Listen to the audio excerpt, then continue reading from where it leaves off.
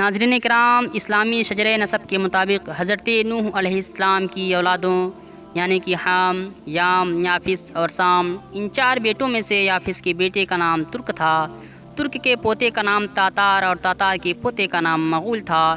ترک کی اولادیں جس علاقے میں آباد ہوئیں اسے ترکستان یا ترکی کے نام سے یاد کیا جاتا ہے۔ تاریخ کے مطابق تاتار، منگول، مغل اور ترک خاندان جنہوں نے پوری دنیا پر حکومت کی، بزرگ ترک کی اولادیں ہیں۔ اس زمانے میں ہر قبیلے کا سردار اپنا نام زندہ رکھنے کے لیے القابات اور گوتوں کا استعمال کرتا تھا، جس وجہ سے بہت سارے القابات جیسے مرزا، بیغ، مغل، مغول، منگول، چغتائی، خان، خاقان، برلاس، قیات وغیرہ القابات کے ساتھ یہ نسل پوری دنیا میں پھیلتی چلی گئی۔ اس لیے دنیا پر حاکمیت کرنے والے خاندانوں کی تاریخ پڑھنے یا دیکھنے سے پہلے ہمیں اس شجر نسب کو ذہن نشین کرنا ہوگا تاکہ مبالغہ آرائی نہ ہو۔ ڈرامے میں دکھایا گیا کہ ارطغرل غازی نے جب منگولوں کا خاتمہ کرنے کے لیے فیصلہ کن جنگ کا ارادہ کیا تو اس وقت تمام ترک قبائل ٹیکس کے طور پر اپنی دولت کا بہت بڑا حصہ حاکم ہونے کی وجہ سے منگولوں کو دیتے تھے۔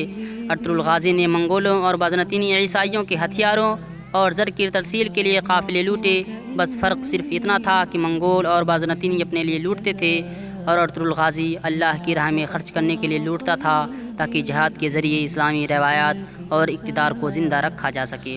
ناظرین کرام، غلامی سے نجات کے لیے ارطغرل غازی نے منگول برقی خان کے جو مسلمان ہو چکا تھا اور مصر کے سلطان رکن الدین بیبرس کو جنگ کے لیے آمادہ کیا، طے پایا کہ ایک بڑی فوج تیار کی جائے جس میں تمام ترک قبائل بھی شامل ہوں۔ فوج تیار کرنے کے بعد اناطولیہ میں فیصلہ کن جنگ کا آغاز کیا گیا۔ اس جنگ میں منگولوں کو عبرتناک شکست ہوئی اور شکست کے غم کی وجہ سے چند ماہ بعد ہی ہلاکو خان مر گیا۔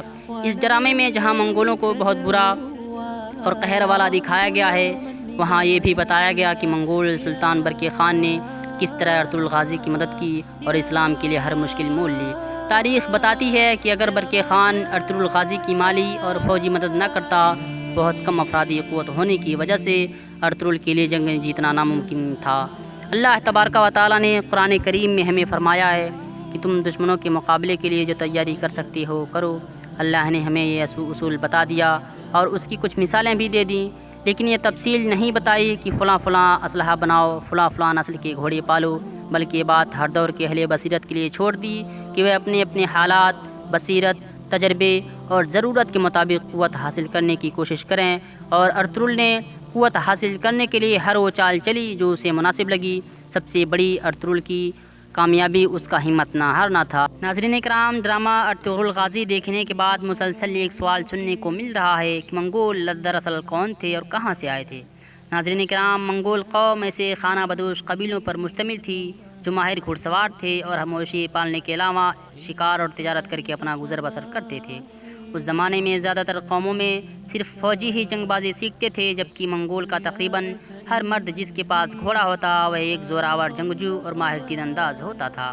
ہر قبیلے کا اپنا اپنا سردار تھا جسے خان کا لقب دیا جاتا تھا، اور قبائلی ہر صورت میں اپنے سردار کی وفاداری کرتے رہتے تھے۔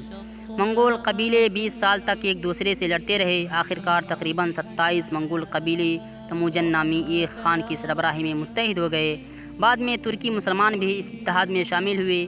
ان ترکی قبیلوں کو تاتار کہا جاتا تھا، اس لیے جب منگول اور تاتار لشکروں نے یورپ کا رخ کیا تو وہاں انہیں مجموعی طور پر تاتار یا تاتار کہا جانے لگا۔ منگولوں نے تموجن کو چنگیز خان کا لقب دیا۔ اس لقب کا مطلب طاقتور حکمران یا عالمگیر حکمران ہے۔ اس کے علاوہ اسے خاقان یعنی عظیم خان کا لقب بھی دیا گیا۔ ناظرین کرام، چنگیز خان کے لشکر ایسے تیر اندازوں پر مشتمل تھے جو گھوڑوں پر سوار ہو کر تیر چلانے میں ماہر تھے، اس لیے وہ اتنی تیزی سے حملہ کر سکتے تھے کہ دشمن ان کا مقابلہ نہ کر پاتے۔ اکثر مختلف لشکر ایک ہی وقت میں مختلف علاقوں پر حملہ آور ہوتے تھے، اس طرح میدان جنگ ہزاروں میل تک پھیلا ہوتا تھا۔ ناظرین کرام، چنگیز خان جنگ بازی کے لحاظ سے اسکندر اعظم یعنی پولین اول کے برابر تھا۔ چنگیز خان کے زمانے میں رہنے والے فارسی مورخ جوزجانی نے اس کے بارے میں لکھا کہ وہ بڑی توانائی، امتیاز، ذہانت اور سمجھداری کا مالک تھا، لیکن اس کے ساتھ ساتھ جوزجانی نے اسے قصائی کا لقب بھی دیا ہے۔ ناظرین کرام، آج کی اس ویڈیو کا اختتام ہم اسی پر کرتے ہیں۔ اگر ہماری ویڈیو آپ کو پسند آئے تو ہمارے چینل کو سبسکرائب کریں، لائک کریں، شیئر کریں اور کمنٹ کر کے ہماری حوصلہ افزائی کریں۔ ملتے ہیں اگلی ویڈیو